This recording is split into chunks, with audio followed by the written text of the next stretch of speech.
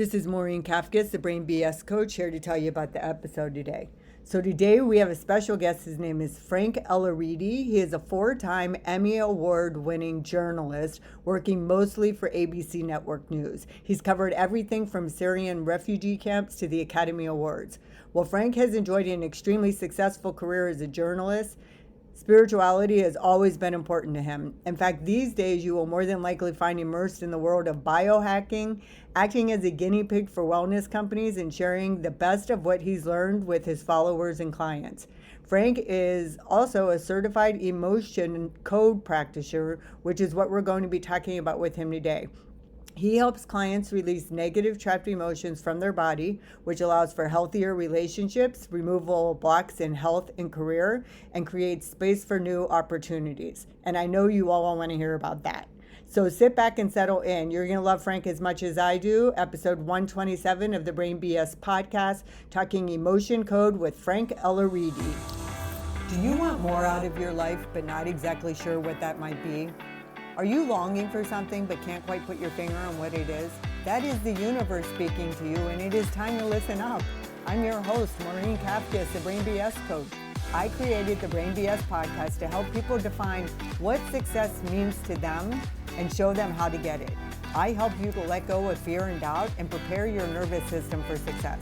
I show you how to understand your own energy and to trust yourself to make all the decisions. If you are ready to go inward and stop looking outside yourself for all the answers, this is the podcast for you. Now let's get started.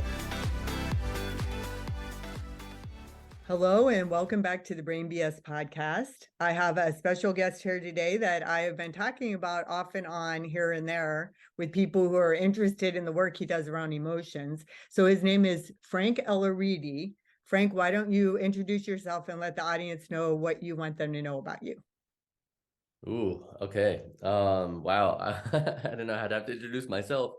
I'm just like the crazy cat guy with 2 cats. That's it. But my name is Frank Elaridi, like you said, and I was and still am a TV journalist, 4-time Emmy-Award-Winning journalist.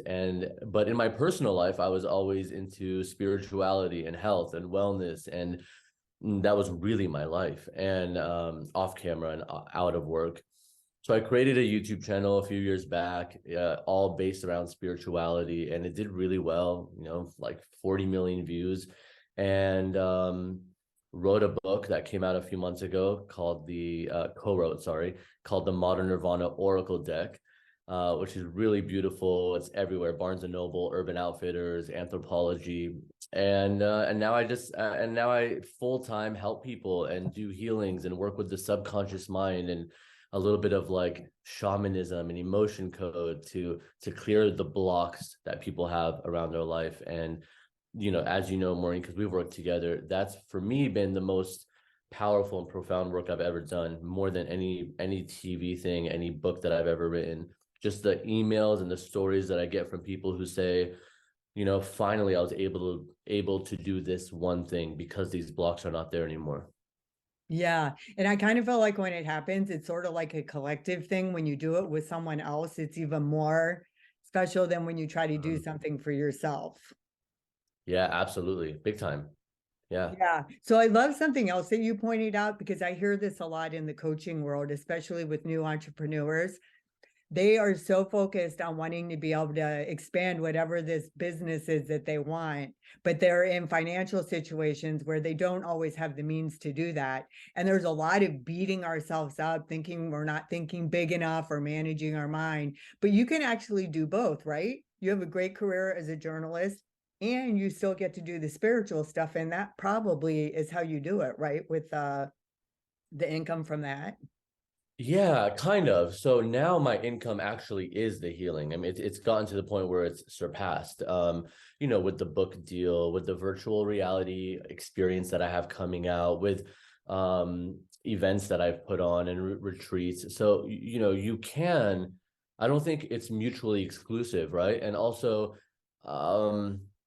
abundance is one thing, but I think that I was happier even when I was starting out with the healing. I was a lot happier than I ever was, traveling the world, doing stories and all this other stuff. That was incredible, by the way. Nothing bad about it. Absolutely loved it. I had the best time of my life for 12 years. And I was like at the forefront of history multiple times. But I think that when you do something you love, and that thing can change, right? At the time, it was journalism. That's all I wanted to do. And little by little, as I wanted to help people with the things that have helped me so much in my life, then that became the new thing where I was like, I just need to do this. And I think that, yeah, you're right. People sometimes feel the block of like, well, I can't leave my job because that's the money, right? Like I can't leave. I hear this all the time. Well, I still have rent to pay. I still have to do whatever. You can make it work. It might not be easy. Like for me, I did do kind of like what you said. I tiptoed out instead of just fully coming out of the world of journalism. I was still working, making an income, so that I can do like the YouTube channel, for example. The YouTube channel was not funding itself, even though it was making millions of views. It wasn't making the kind of money where it can sustain itself. So I did need to continue being a journalist and working in that world to fund making more content. And little by little, it becomes a thing where now I don't need to do that. I still do because I love it. So I still work as a journalist, maybe like 6 days a month, and I love it. But now I have those boundaries. And, when you do a really good job and you've been doing something for so long, you can create those boundaries and say, hey, I'll work, but only 6 days. And then the companies will be like, okay, like they'll take it because they know that you're, reliable and that you're good at what you do. Yeah. So yeah, it's like case I by love case. what you're saying too about abundance, because abundance isn't necessarily money at the beginning. So we really have to create abundance within us. And then that's how everything starts coming to us. So if we're thinking that we're not doing it right, then, but that's another podcast episode. So we'll stop with that part because we Yeah. have a lot to talk about. So why don't you explain to the audience? Well, first of all, I want them to know that I heard you first on Emma Dunwoody's The Human Design podcast. And I never listen all the way to the end or even listen to like how to get in touch with people, but I listened to you on that episode and I'm not even sure why I was so intrigued, because it's not something that I normally might have, but I was like, oh yeah, I'm definitely going to check this out. And it was the first time I heard about emotional code. So why don't you, or emotion code, why don't you explain it to the audience?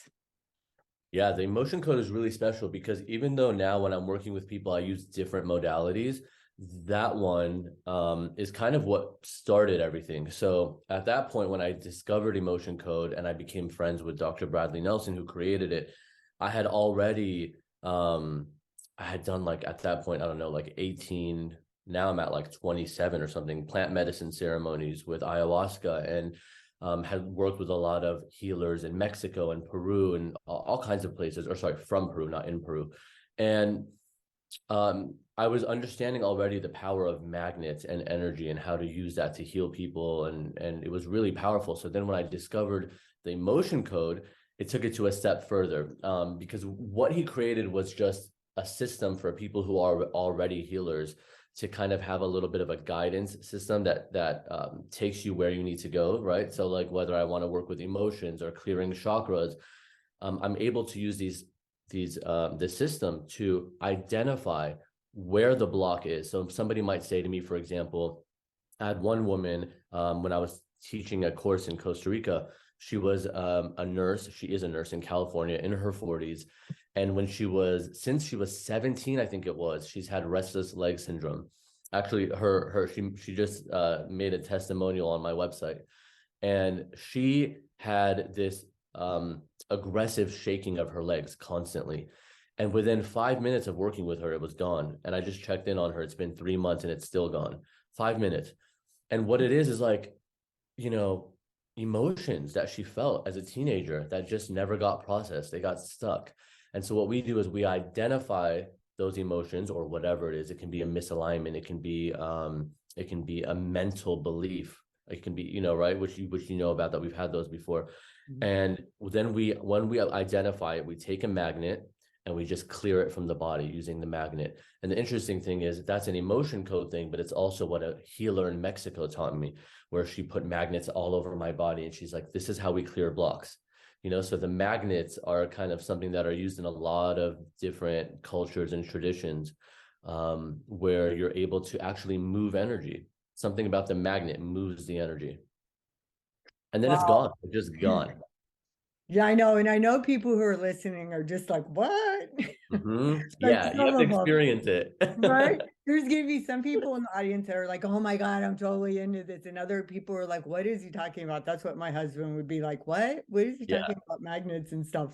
But so can you give us an example of maybe somehow that doing the emotional code, what it's done for you, some sort of impact that it's had on your life that you maybe might not have otherwise been able to uncover?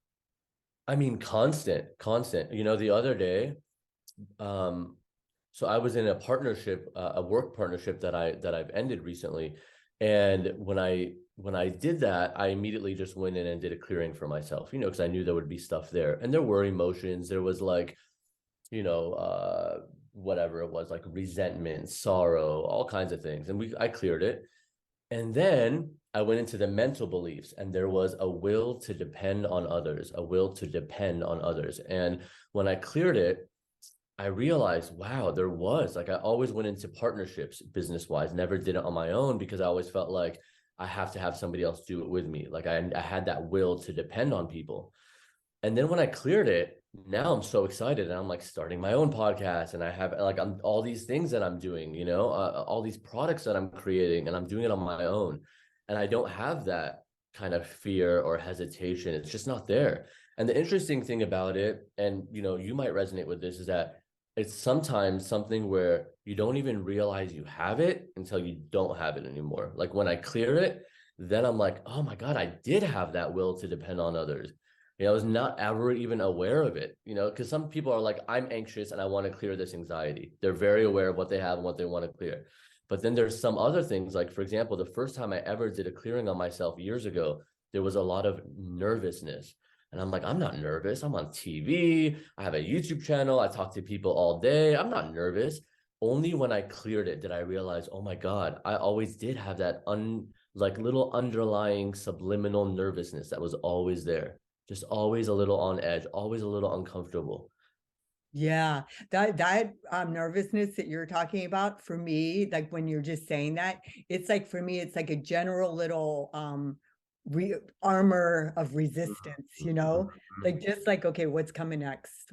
What is, like, just trying to like be on my toes and stuff. But I am kind of curious, when you talk about it, is it possible that some of this, like what's the process? Because you were breaking up a partnership.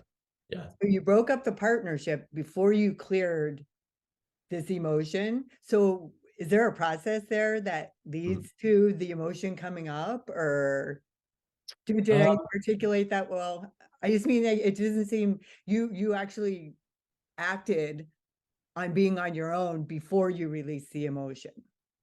Sort of both. So what I Okay. do is I kind of like, as I'm going through the process, I'm clearing, right? Realizing I don't need to depend on others anymore came up. Then I made the decision, like, let's move forward, end this partnership, right?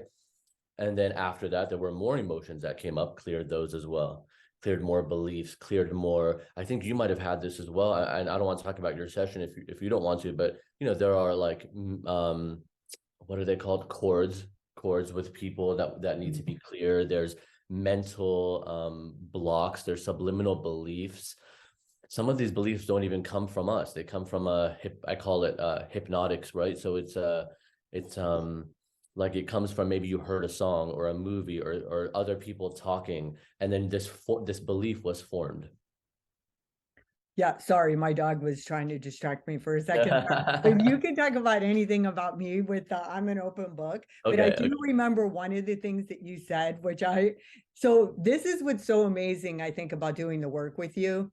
After you learn what this stuff is, you go back and you revisit those times in your life and just Mm. try to get like a clearer picture. And the more you do that throughout the course of your life, the more aware you become of where you're at and how you created what you have. But one of the biggest ones for me was when I first got married into a blended family. My mom was sick and dying. I just found out I was in early menopause and not pregnant after all. And one of my messages, my broadcast message was lie to me. Like, Yeah. because I literally could not handle the truth right then. Like, it was just like, please just everybody just lie to me and pretend like everything's okay because I cannot deal with reality right now. Yeah, so to give people a little context about what you're talking about, it's two things. One, what a broadcast message is, right? So it's a Yeah. subconscious, kind of like you're a radio tower and you're broadcasting this message out to people and they're responding to it, right? So sometimes somebody will be putting out, somebody will say to me, I really want to, I really want to be wealthy or something like that. And then they're putting out like this broadcast of like no will to be abundant, right? Like they're broadcasting out like or like reject me, and they'll say like I'm looking for a job and I can't find one. I'm like, well, you're broadcasting reject me, But also the other things that you mentioned that's really interesting is the timeline, because sometimes I'm working with people. And what I like to do, I don't think everybody does this. What I really love to do is give people not only the emotion or the broadcast or whatever it is that stuck, what year did it happen? How old were you?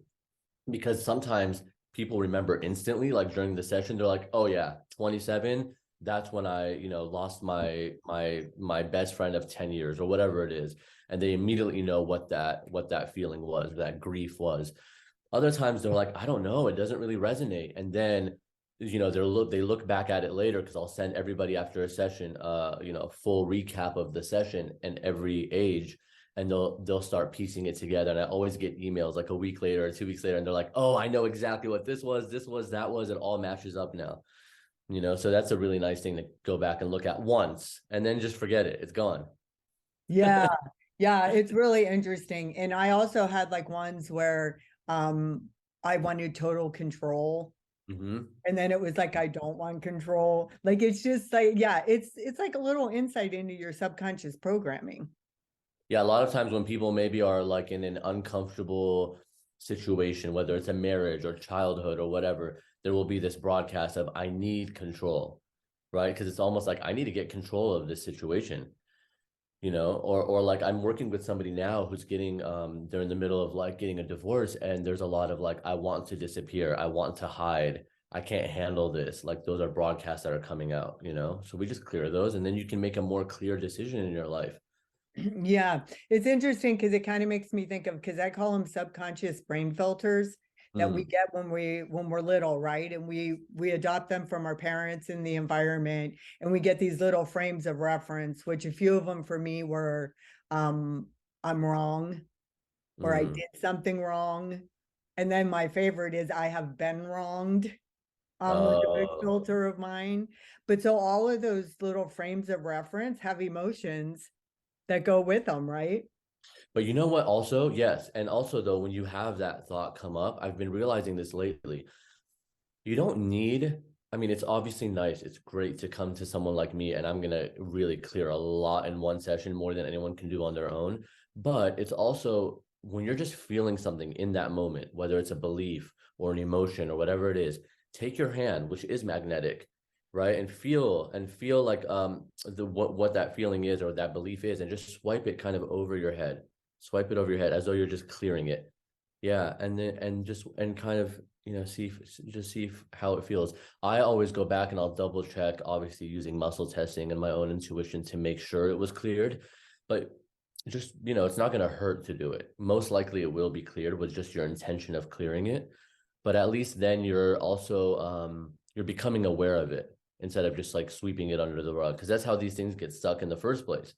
We're so busy, we have like a test at school, we've got children to take care of or work to attend to, whatever it is. So these things that we're feeling, we just sweep it away and I'll deal with that later. I'll deal with that later. And then it Yeah. gets unprocessed. Right. And then that's how most people live their lives, because a lot of people aren't Yeah, doing the stuff we're doing. So they're exactly. just literally living in automatic mode, and they don't even realize that they're not actually living consciously. They're just like using their programming. So this is going to be really helpful for, I think for people who aren't really into doing the thought work, because some people are too cerebral already, and starting with your thoughts isn't where you want to. That for Yeah. some people, starting with the emotions is more comfortable. You know, Mm. some people have that emotional fluency and are able to talk about emotions. They feel them in their body, they can describe them, and they're like on that side. And then there's the other ones who are like, what? Like they don't know any of their feelings, they don't feel anything in their body, and they literally need help identifying all that. So I like how it ties both of them together, especially when you give the recap. Yeah, And then you can kind of, and I know we're not supposed to dwell on it and we let it go, but if I can have a brief understanding without trying too hard, it gives me closure on it. It's sort of like sending it off. You know what I mean? I agree. I agree. Yeah, it is kind of nice to just connect with it for a little bit and then send it off. And also the one, like you mentioned, the some people don't feel things or they sweep it under the rug or whatever it is. There is also something that I clear is no will to feel feelings, and that comes up sometimes. And I'll be like, oh, at 17 you had no will to feel feelings, and they'll say, oh, at 17 is when my parents got a divorce and I just did not want to feel it, right? But the thing is, even though excuse me, that was felt at 17, it's still stuck. So they're still at age 40 or whatever it is, that no will to feel feelings. It's still there. And so when I clear it, suddenly they're a lot more open for the rest of the session because they're like, now, oh, I'm in tune with what I'm feeling. I do feel that. Yeah. Yeah. It's so interesting because like I mean, they always have that little analogy of the little doll with what are those dolls called? Where the little one and then the bigger one and the bigger one. Oh, yeah, I know exactly what you're talking about. I forget what it's called too. Yeah, Well, so yeah, that's how we are, right? like a So there was layer. like that. I remember when I was younger, I was like, oh, please, something that happened to you when you were 4 years old is not still going to be, and now I totally believe that it is, unless you do something to process it and remove it. It is. Well, that's the thing with like plant medicine and why it's on the rise now, whether it's ayahuasca or psilocybin and all these studies coming out from, John Hopkins University and all these other places is that it's opening up the amygdala in the brain, and it's like a floodgate of all these emotions that just never got processed. And that's why you see people laughing or crying or whatever it is. All these things that they've just been storing are getting processed finally. And that's a big part of what's happening. Oh, yeah, that's really cool when you put it that way. Well, Mhm. should we show the audience kind of how it works? Yeah, let's do it. Let's do it. What Okay. is it specific that you want to work on, or a block in Well, I mind? could say two things. One, I just hired a business process coach and I'm going to create a course.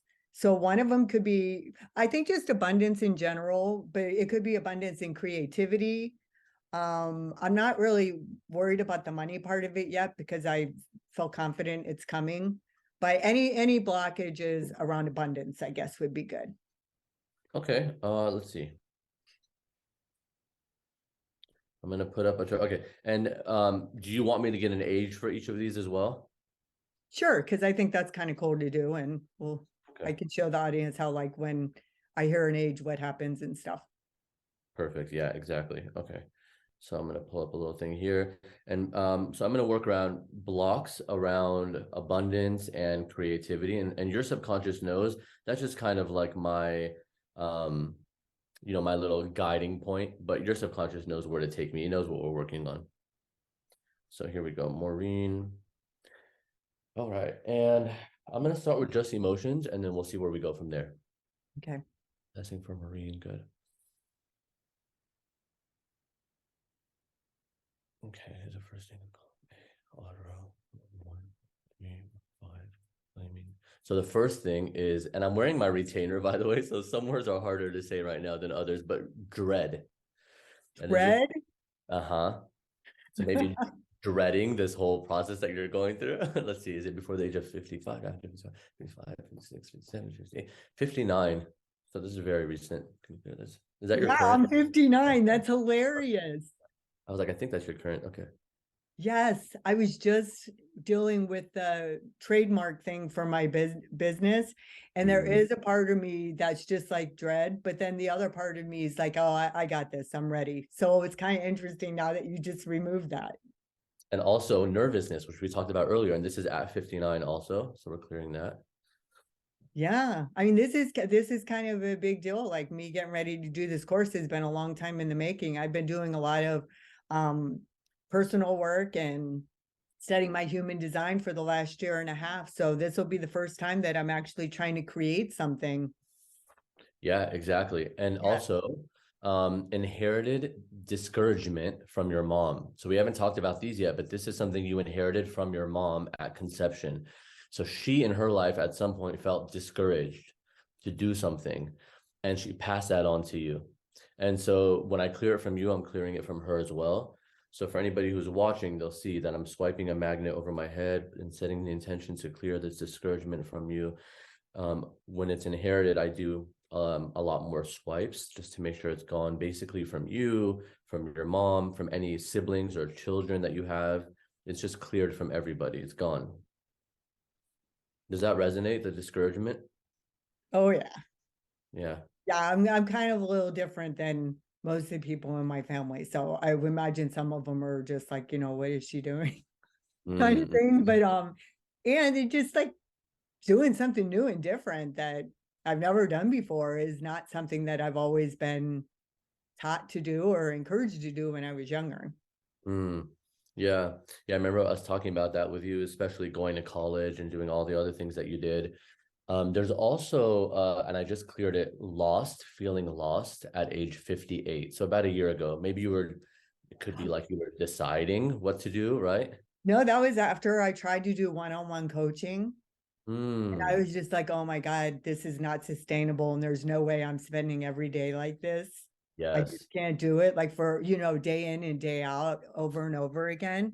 So that's like when I started really studying my human design. And then that's what helped me figure out what I wanted to do next. Oh, this feels really good so far. Does that mean just now I'm curious out of human design because like the one-on-one thing is basically what I do every day. And that's why I'm getting more into, I'll still continue to do it, but doing the retreats again, like I used to do. Um, is that something specific to your design that you're not like meant for one-on-one?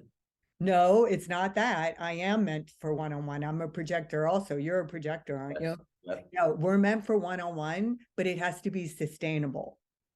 So for Uh, me, I can't do one-on-one every day. And then with the different time zones and my scheduling issues, it was just exhausting to me and it mhm. wasn't working. But there's also in my design, because I'm a line 4, there's a lot of community and me being the leader of a community. So I haven't figured it all out yet, but I don't feel lost at all anymore. And I know the next step is the course.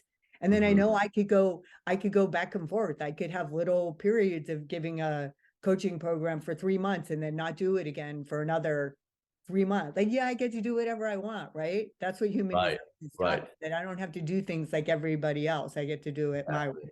Especially as a projector, I feel like we need our own kind of like we need our time to recharge and reset and plan the next one. Yes, for sure.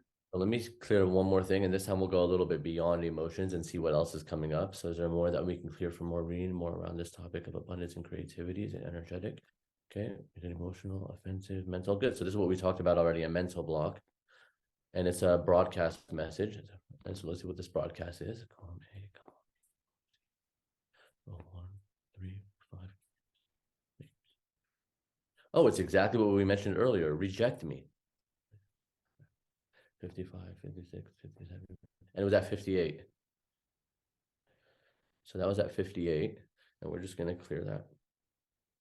Well, I definitely had reject me at 58 because I was like rejecting myself in the whole thing. I just couldn't do it. But you know what I think is funny about doing this with you? And I don't know if it's you, because Uh-huh. like even as I'm talking right now, I have a smile on my face because I'm always like, when you tell me there's a broadcast message coming, You like smile it every makes me time. laugh. I know it's like, I'm like, oh my God, what am I doing that I don't know that, but I'm not making it a problem or beating myself up for it. Right. I don't know why I'm finding it humorous, but I do I everything have to you tell you said. this. This is going to be humorous. It's from age 16, and you have no will to receive abundance. Since age 16? 16. So we're going to clear that. And you know what it could be? Because and I'm projecting here, but let me see first. Did I clear that? Yeah, I cleared it. So I see this a lot with people. They say, and I'm starting to notice patterns when people have no will to receive abundance. I have one lady, she makes like 22 million a year, and she still had that like no will to receive abundance. And it was true. Um, it was like the year she stopped taking on clients, like just did not want to do any more work. And then she had created no will to receive abundance. But she had another one from childhood. Sorry, this is now a separate person. Another person that I had, so that was her example. Another person, they said their parents were always fighting over money, fighting over money, fighting over money. So they had decided, I have no will, I don't want money. I don't want abundance. I don't want it. So at 16, it could be something like maybe where you grew up or what was happening around you. But there was a subconscious decision. And we have to remind people all the time, I always have to tell people, this is not a conscious thing. Because of course, on a conscious level, you're like, oh, I want money. I want abundance. I want, to live a great life. Subconsciously, your subconscious thinks it's protecting you. And it's like, okay, no will to receive abundance. Because if you get abundance, this might happen. Well, that's really interesting that you say that, because this is still something that I'm working on. And it's really, I really changed it a lot this last year, that money equals power. I've really been working on that because I don't really believe that anymore. But that's how it was. My dad would call the shots. And every summer we would rent this cottage at the lake in Ohio, where I'm from. And every summer I felt like my dad was leaving my mom hanging, wondering whether she was going to get it or not. And he had all the power, and definitely up until the last couple of years, have I been willing to step into my personal power. I've always wanted to stay small and, yeah. behind the scenes and not rock the boat, because my, dad taught us that we were a nuisance if we bothered other people. So yeah, so that kind of makes sense to me. And there's something that I wanted to just, as you were talking, to see if there's anything around what you're saying now that can be cleared. It's something I like to do in my sessions when someone brings up a story, like the boat story, right? Then I'm saying, okay, is there anything around this right now that wants to be cleared? And there is. And it's actually what we talked about earlier, a hypnotic suggestion. So basically, from something that you were seeing around you or something you heard, this belief was formed. And yours is,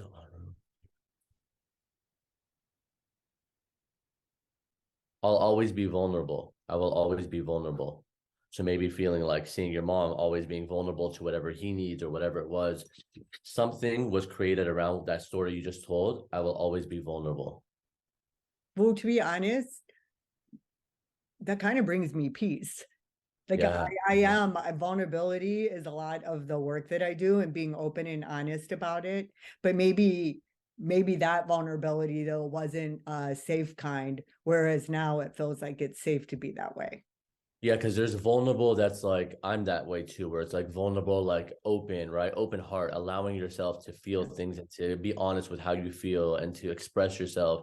That's like the beauty side of vulnerability.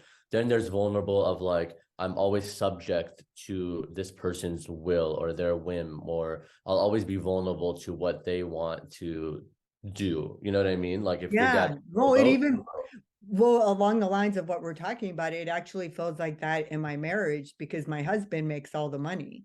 yeah. So it's like this whole thing. I realized with this money thing that my mom and dad did. My husband's not the same as my dad, but Right. it's still the idea that he's making the money, and I'm in the process of creating a course, and I'm going to make my own money. But there's definitely like something there that's charged from when I was growing up.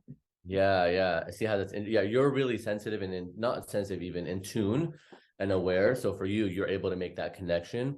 I can make it. I just don't always say it because I don't want to, like, I'm always like, the person will figure it out on their own. It's fine. I don't need to say it. Sometimes for me, it's so clear, the connection, Yeah. what I mean? But that is the connection. It's like your husband now is making the money. He's the provider as far as income, right? In that sense Yeah. only.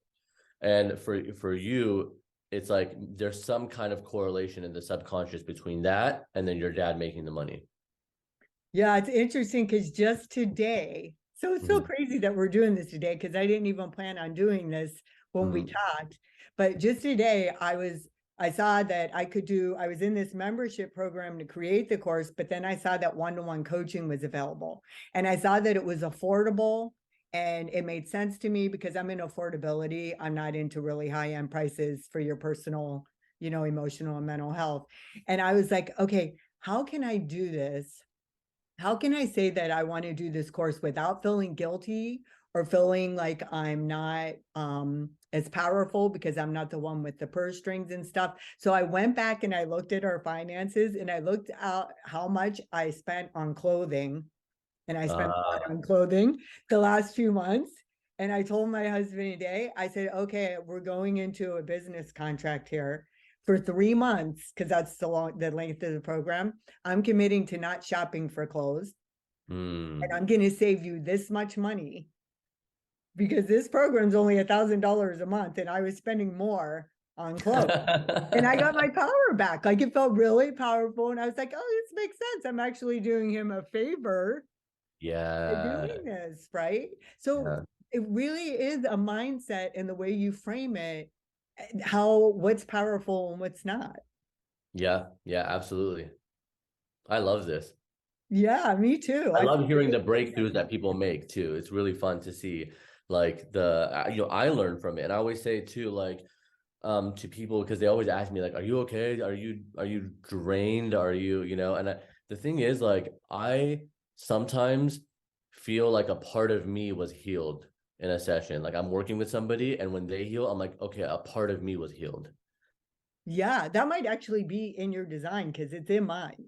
Okay, maybe. Like, Yeah. my success is tied to other, and success, you Right. can define it however you want, but my success is totally connected to other people's, and doing it collectively and together. I don't know how much you've looked into your. I don't know much. And like, people, like, for example, you mentioned Emma Dunwoody earlier, who's amazing, and I love her. She Yeah. has done a reading for me before, and so has someone else in Mexico. And it's always right on. It's always spot on. But I myself forget, like, when the session's over, and I can't tell you. I know I'm a projector 3-5, but I don't know anything else. Like, I have the chart, they've sent it to me, but I don't know. I don't know what it means when people say, like, oh, that's like my spleen, or my heart is open or closed, or what. I don't know what any of that means. Oh, that's hilarious. Well, 3 is the experimenter, which is totally spot on with you, because you experiment with everything. Yeah. But I actually have a human design cheat sheet to learn the minimum and really understand yourself. So I'll send it to you and you can have Okay, it. cool. Thanks. Did you create that? I did. Yeah. That's And awesome. it's Good going to for be you. part of my course too. So the course will be the human design piece, then the Eckhart Tolle with the thought work, and then the universal laws and the emotional intelligence piece, which is what you're going to be speaking about when your podcast airs. It's going to be under that umbrella of helping people with their emotions. Yeah, I'm tying in. So I haven't even talked about the podcast or announced it or anything, but like, I haven't really done a formal announcement, but it is going to be a little bit about that, but also an interview series where I'll have, like, I mean, everything from, because I want to tie in my journalism past, and I do love talking to people. So it'll be a lot of guests that I really admire. I'm going tomorrow actually to a fundraiser. He texted me again this morning, from Dr. Daniel Amen, who is just incredible with the work that he's doing with the brain and psychology. And so I'm going to a fundraiser for him tomorrow, and he'll be like, I want guests like that who can come and also help from a perspective that I don't understand, Yeah. Yeah, no, I think it's really cool. It's the same thing I want to do. It's like, I just want to get people what they need and the information that they need, and inspire them to. But I really do think a big piece of it is, it's one thing to consume it and learn about it. It's a whole different story to actually know how to apply it. For sure. For Yeah. sure. I So mean, listening is, like, really helpful, like, right? yeah. Like, this podcast, I'm sure people will get a lot from it, but it's like, doing the work is like the way you're going to apply it to your life. Yeah, that's how you make the transformation. So it's a practice. It's not just reading and learning. It's like, you actually have to practice it. And a So, constant one, right? Like, you and me are oh, always for continuing. life. Yeah, for life. life. Yeah. Exactly. It's Yeah. never done. No, my husband he's like, are you still learning? Like, why are you still learning? Like, it drives him Yeah. crazy. He doesn't Dalai Lama understand is it still at all. learning. Yeah, right. We all are. That's why we're here. But why Yeah. don't you tell the audience a little bit about how they can work with you? Yeah. There's a few ways. The best way is to just go to the website, because everything is so, like, self-explanatory on the website, right? You just go to the calendar, book a session, it's done for you. And then there's different, options and packages that people can pick from. Or you can send me a DM on Instagram. I check them all the time and just see if anybody has any questions or, wants more information. And that would just be at F, like Frank Elaridi, which I'm sure they can find in the show notes. But and then the website is frankelaridi.com. And there's a little tab on the top that says emotional healing, and they can pick that. Awesome. And we'll put all that stuff in the show notes. So, okay, well, it's been great. And I got a little bonus here. I got some emotions cleared for getting my course going. I'm feeling pretty powerful right now.